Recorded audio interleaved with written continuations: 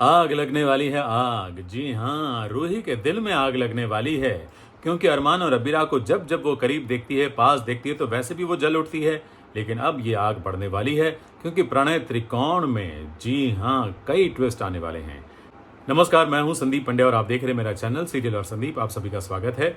हमेशा की तरह एक बार फिर आप सबसे गुजारिश कि अभी तक आपने हमारे इस चैनल को सब्सक्राइब नहीं किया है तो कृपया सब्सक्राइब कर लीजिए, बेल आइकन को दबा दीजिए ताकि आपको हमारी वीडियोस के नोटिफिकेशंस मिलते रहेंगे और आप सीरियल के मजेदार टर्न्स और ट्विस्ट के बारे में जानकारी हासिल करते रहेंगे। ये तो आप जानते ही हैं कि फूफा साहब बहुत नाराज थे और इसलिए उन्होंने अपनी पत्नी को भी अपने मायके से बाहर निकल जाने का आदेश दिया। दादी साहब ने यह सुना तो उन्होंने अरमान को आवाज लगाई, अरमान को मजबूर किया कि फूफा साहब के पैर छूकर, पैर में गिरकर उनसे माफी मांगो।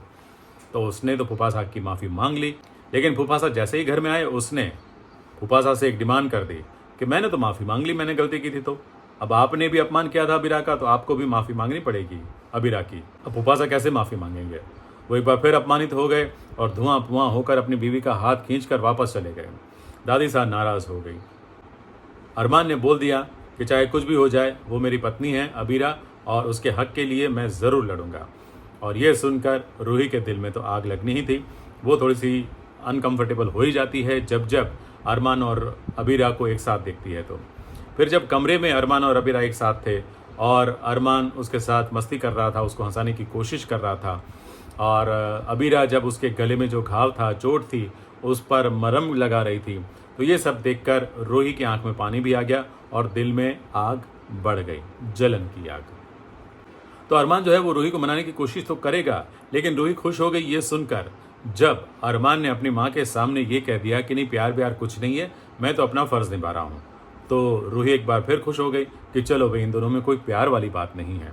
लेकिन वो जब अरमान के ऑफिस में जाने वाली है और वो भी आधी रात में, तब वहाँ पर अबीरा भी पहुँच जाएगी। तो अबीरा और रूही के बीच एक बार फिर कहा सुनी, तू मैमे वगैरह होने वाला है। और वहाँ पर जब रूही ये कहेगी कि मैं तो इसलिए आई हूँ क्योंकि मैं अरमान की फ्रेंड हूँ, तो अबीरा भी ये कहेगी कि मैं तो इसलिए आई हूँ क्योंकि मैं अरमान की पत्नी हूँ। तो ये बात सुनकर रूही को एक बार फिर जलन होने वाली है।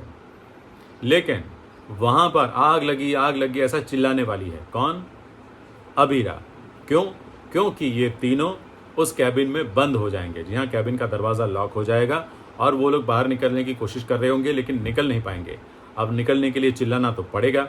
तो अबीरा लोगों को इकट्ठा करने के लिए या फिर कोई मदद के लिए आ जाए, इसके लिए आग लगी ऐसे चिल्लाएगी और वहाँ पर काफ़ी ड्रामा होने वाला है।